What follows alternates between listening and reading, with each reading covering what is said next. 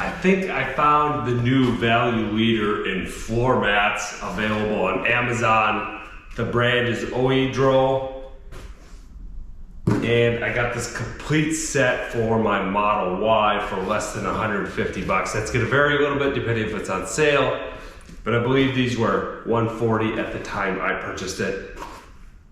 And we get front to the back, complete coverage. Now, how is this possible? It's a little bit different. These are rubber floor mats, but the rubber, we can kind of see in the end, it's a laminated. So the rubber is laminated between a piece of foam in the middle. So it creates a little more rigidity than just plain rubber, and it's a little bit lighter weight, but it's still formed to the vehicle. So we'll see how these install and fit and are to live with.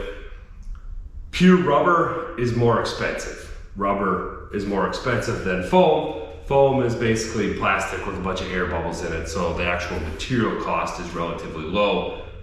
Manufacturing it isn't the easiest thing, but when you get good at it, it becomes quite cheap. So this has the advantage, it's not so heavy and floppy. If a pure rubber floor mat is much harder to deal with, it's heavier. The one advantage, it's heavier and a little bit more supple, so it conforms to the vehicle a little bit better, tends to lay a little bit flatter. So that would be my one concern here. Are these going to lay flat? Let's see. All right, and the first one I figured out a little something.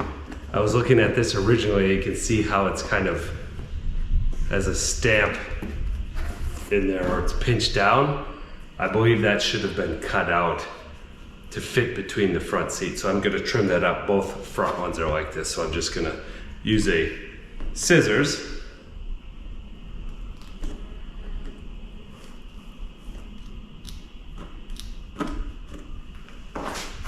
and trim that out. Cuts pretty easily. Let's see if the edge of it frays after we do this, what the condition of that edge is. All right, not bad, a few little fuzzies. I think I'm gonna use a razor blade to get that corner.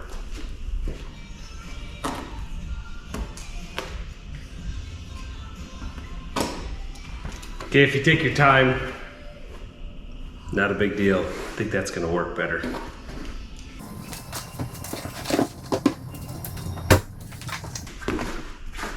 Gotta do the same thing with the other front. After installing the driver and passenger mats, I was able to install the rest of them without any trimming required. All right, so we have one up in the front. Fits nicely.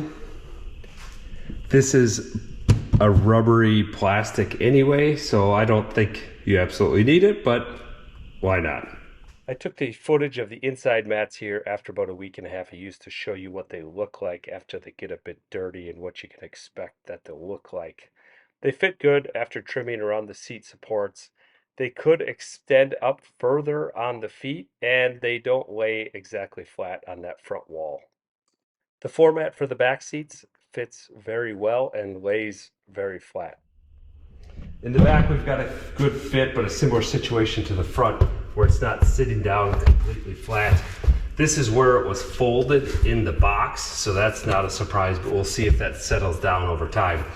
We've got a hinge kind of built in here so we can access our compartment below. And that works okay with that in place. And below, we've got our final floor protection mat down in the bottom, which fits nicely. So overall, these floor mats are nice. They fit nicely. And it's a bit of a compromise. So you've got the foam laminate with the rubber on the top. Makes it a little bit easier to take these in and out. They're a little lighter weight and a little stiffer, so they're not gonna flop around when they get full of dirt. You can take it out easily, get it outside or to a trash can, dump it out, and then spray it off to clean it. So that's actually an advantage to the foam being in there.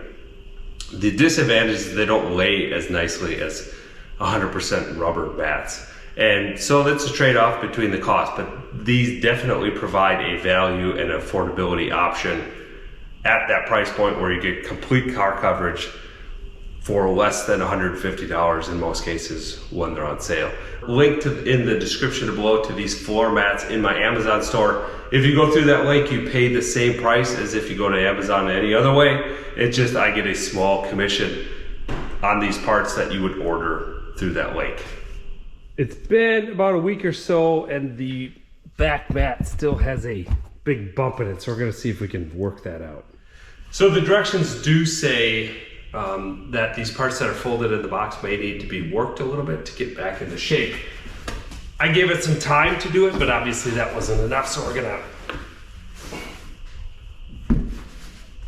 It is making a difference. That foam inside does have some sort of a memory. So we'll see if we can get this thing worked back. Okay, here's the result. I worked it over for quite a few minutes, and there's still a pretty big bump in there. So here's my verdict. These rubber foam, rubber laminate floor mats do not lay as nicely as the pure rubber floor mats. There's some memory to that foam once it gets kinked. It's very hard to get out, so because they're folded up in the box, you're going to get some of this. If that's important for you for it to lay completely flat without any little humps or bumps, do not buy these. Go to 100% rubber floor mat that's going to fit or lay down better. If that doesn't bother you so much, these are a great affordable way to protect your floors. They've got a nice texture to them. That laminate construction with the foam in the middle makes them lighter, easier to take in and out to clean. So there are benefits to it. Just the big drawback is it has some memory, and it's hard to get out some of that deformation that occurs when they're folded up for shipping. Thanks for watching. Adios.